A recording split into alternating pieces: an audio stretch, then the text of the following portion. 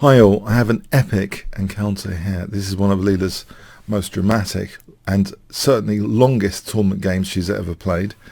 Let's see, and it's against one of the big three, the great Komodo chess engine. And in fact, it's also in kind of the big two for being totally indestructible, not losing a single game so far in the Chess.com Computer Championship. So let's have a look at this. Rapid rumble, 15 minutes with a 5-second increment. Leela playing white, d4, d5, c4, e6, knight c3, c5.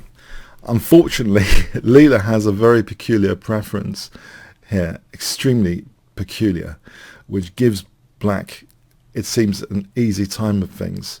The standard way of handling this position is to give black the isolated queen's pawn like this, c takes, and knight f3, and a good recommendation of Akiba Rubinstein, g3, this fianchetto style against the Tarrasch, is thought to give white good prospects.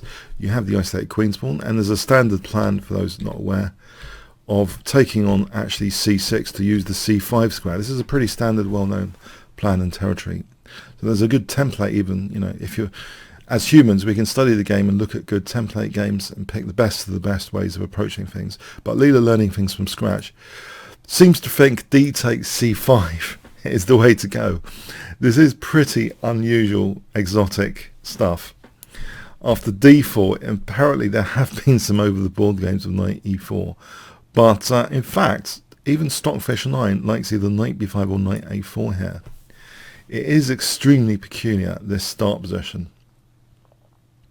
And I think I actually played this myself once in an over-the-board game. I think it was a bit of a grueling game as well. So a knight on the rim is at dim. We have here, on knight e4, let's have a quick look on knight e4. If the idea is just for knight d6, this is actually quite nice for black. That pawn is a bit like an Alvin counter gambit pawn, sort of driving a wedge through white's position. I think black's just really comfortable here. But anyway, knight a4, we have e5. Another approach is a little bit more forceful, is bishop d7, because, say, b4, white's construction here is quite easily underminable. For example, if black even gives up that light square bishop, this construction has got a5 hitting the queen, and it's not really that pleasant. If white has to do this, yeah, e5 here, there's knight takes, so the queen's at least pinning the knight on d7.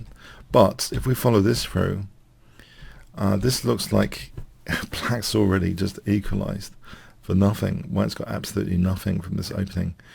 But anyway, e5 was played. In fact, in this line, by the way, instead of knight f3, say queen b3, then in fact black even gets the advantage holding d4 here. It's just nasty. So yeah, e5 anyway. We have e3, which seems logical to hit that central pawn hard. Bishop f5. Clearly d takes is totally in white's favour. Just take the queens off and bishop takes. That's justifying everything. The knight is totally justified. White could even castle queenside with a check soon. So bishop f5 was played, b4, knight c6, a3, queen e7. We have b5, knight d8, knight f3, knight e6. Okay, this c5 square looks a little bit uncomfortable if black grabs it. Actually, c6 is played. This is very interesting. c6. You might think knight takes e5 with the king here. It's looking dangerous, and probably black just plays the calm rook d8, and this kind of thing is just looking nasty. e4 is virtually forced, I believe, and black gets an edge here. No, white has a small edge there. That might actually be okay. Let's have a look. This position. Now, if knight f3, just to hammer this out, taking here and then check, queen takes a4, black's got a big advantage. So yeah, the a4 knight is a tactical liability in these lines as well. So let's imagine e4 hitting the bishop. That's the best move. Bishop g6, knight takes, b6, knight takes, and now not queen takes c5 as I mentioned. That might actually give white an edge because of this idea of knight d5, but unfortunately black can also target a1 here with queen e5. This is actually the strongest move, and it leads to an advantage to black whatever way this is played. So for example, it's nice to play this, but d3 hits the queen and the rook, with black having a big advantage. If f4, then knight takes f4. This is just better for black. So it's not the most ideal opening that Leela has played here against one of the strongest, unfortunately, against one of the strongest engines of the tournament that hasn't even lost a single game. But c6 is better than knight takes e5, it seems. Rook d8, queen b3. Yeah, black wasn't interested in taking there. Maybe just queen b3 is going to be fun anyway. So jettisoning that, yeah, it's a very interesting idea. Knight f6, bishop e2. Here again, if we look at knight takes e5, it seems the key move is queen c7 actually, and white has some difficulties. This position of the, say, knight takes, this ends up being around about even, apparently technically about even. So anyway, bishop e2, queen c7, c takes, d3, driving a real wedge in white's position. And it looks scary, but actually, it has weakened the dark squares. And it's funny, this diagonal and this diagonal are actually underlined by Leela in the subsequent play from here. It's quite fascinating how this is done. I mean, statistically, there's only one pawn on the light square, so the adjacent dark square is slightly weakened. But have a look what happened. Bishop d2, knight ec5, queen b2. So the bishop holds the knight. This is just looking like awkward. Knight takes. But now look at this, bishop c3, putting pressure on the diagonal, causing some light square weaknesses. Yeah, if castling, this isn't a good gambit. Bishop takes. Although d2 check, this position is dangerous. Bishop takes. Here, it ends up, actually even in this line, it being around about even of the bishop e4. Not d1, because then taking and then knight d4 hits the bishop and the rook is hitting the knight, and white gets an advantage there, and that pawn's also very dangerous. So f6 was played anyway, after bishop c3, f6, a4. So Leela has something on the queen side, even though black's got that nice blockade square. There is potential for hitting on this diagonal and this diagonal, and we'll see that now soon. Bishop e4, white castles, queen takes. Black's got the pressure on this diagonal there a bit. Bishop b4, you see that now, that there's things like queen a3 as well. So black castles a5, rook c8, queen a3. Yeah.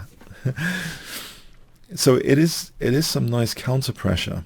Rook fd8, a6, and a nice form pawn in a way, but it's not so nice when it's not around the king. My real concept of form pawns relates to goal hanging pawns, and the goal's actually over here. It's not over here really, so does it really count as a form pawn? I'm not sure. Queen e7, I prefer them around the king, like goal hangers in football. So queen e7, we have knight d2. Now bishop g6, knight b3. So yeah, more pressure on this diagonal. We have bishop f5, rook b1, g6. This is maybe a little bit weakening, surprising bit committal. In this position, it seems it's very, very complex, but it seems like voluntarily is playing some strange pawn moves like g6. And now Leela goes a bit wild. She plays g4.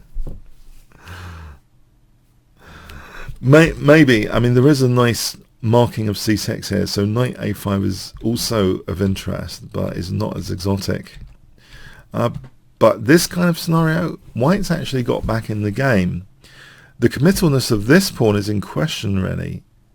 There's a big question around that. White has an advantage here, it seems. But anyway, g4 more exotic, and we have now knight a5. So the knight's threatening to come in c6 or b7, and in fact it goes to b7. We have f5, f3, and now king g7, stepping the king out into potential, exposure. Seems weird. If we have a look, this is a really complicated position. Let's have a look. Why king g7? If rook takes as an exchange set, because this is interesting, because this diagonal, the weakened king, this scenario where white gets that pawn on d3 is a good thing for white. I think this is good overall, an advantage for white. Fg, knight takes. This again seems very pleasant for white, though. e4, that does fundamentally weaken this diagonal, by the way. Knight takes, g takes, say, and f4, and white again. Look at that diagonal; it's a bit raw. So there are a lot of possibilities. If we look at bishop b8, then knight takes c5. So yeah, that's totally out of the question. So yeah, we have an interesting decision, king g7, maybe by some sort of weird elimination. I'm running out of time and having to play king g7. So knight takes, queen takes. Yeah, losing that dark square bishop. So Leela's getting some grip on the dark squares, and the king is like wasting time here, going back. It shouldn't have been on g7. Surely. g5, this is a useful marking on this side. So Leela's marking c6 and now f6. Symmetrical squares in the opponent's position. Now h4, queen e6, rook f2, rook goes back, bishop a5, b6, and it's actually starting to be clearer that this is very nice position for white. We have f4 on a takes, rook takes. This position is just very, very pleasant. After bishop b4, white has a very pleasant position. For example, like this, using that f6 square, white's got a nice advantage there. So we have f4, e4, a takes, bishop takes, knight takes a6, c5. Yeah, I think somehow after bishop a4, Leela's really come back in the game after that opening. I was going to say dreadful opening, but I don't know. Exotic opening might be more accurate. Exotic. But somehow, yeah, this pawn has been proven vulnerable now. White has the bishop pair. White has that passed pawn there. Okay, queen h3, rook here. That, I think, maintains the f3 pawn. If there's a check, there's no rook, queen takes f3, for example. So the queen goes back. Rook b2, queen c4 now, that's taken, c6, rook b8, rook c1, c7. Yeah, this is clearly, I thought, this is clearly looking very nice for Leela now. Rook c2, rook f7, rook takes d2, knight takes c7. But here, unfortunately, Leela's still a bit daft in certain endgame logic scenarios, and one of them against Crafty was having the wrong bishop for the rook's pawn fundamentally, and that ended in a disastrous draw basically, because Crafty was meant to be the punching bag of the tournament but managed to draw with Leela. And this is another endgame logic disaster decision, because usually we want to avoid opposite coloured bishop scenarios. And this next move, rook c1, unfortunately encourages an opposite coloured bishop scenario after rook a8. Bishop takes c7. This is an opposite coloured bishop scenario. It seems technically in this position, there's a way of playing it which might be so much better, in fact. Rook d6, avoiding that endgame logic disaster. Rook d6, for example, this. Then here, and now preserving, not getting that opposite colour bishop ending. This is far different. The bishop versus knight endgame here with e5 being weak is a total disaster for black. This is, yeah, unfortunately Leela didn't find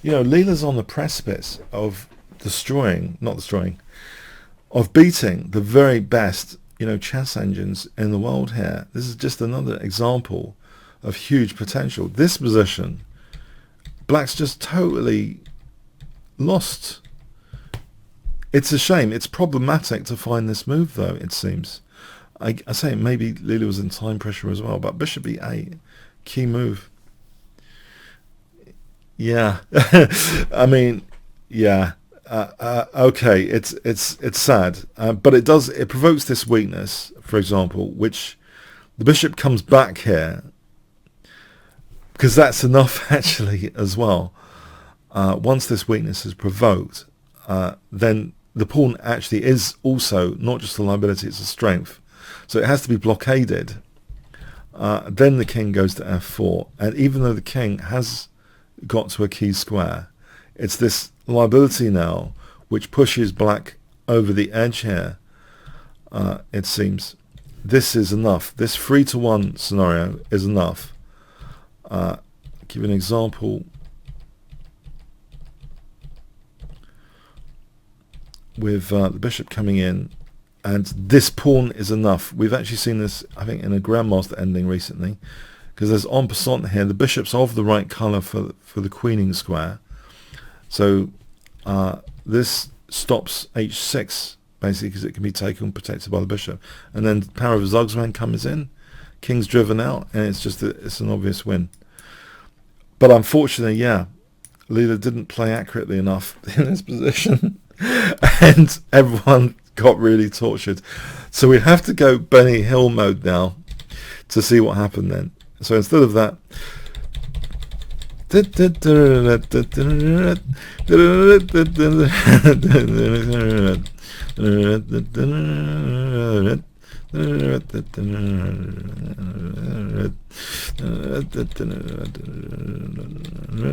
fact, you know what? I'm going to turn off my background Benny Hill theme song. Sorry, any taking on d4. There's f6, and this is crunching. The bishop can't stop there. Okay, so anyway, okay, let's just go a little bit. Okay, so I'll describe any critical events as I see them.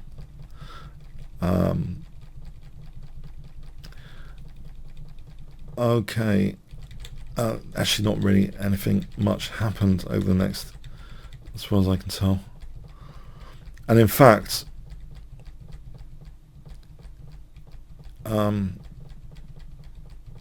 the game carried on and on, okay, up until move 300 actually, and I can't even show that here because something's happened for the game, unfortunately. But anyway, it carried on until move 300, and was drawn. Yeah, sorry about that. You didn't miss out on much, though. Yeah, you didn't miss out. Black's just blockading these two pawns eventually. That sort of happened. Black was just blockading and blockading. Yeah.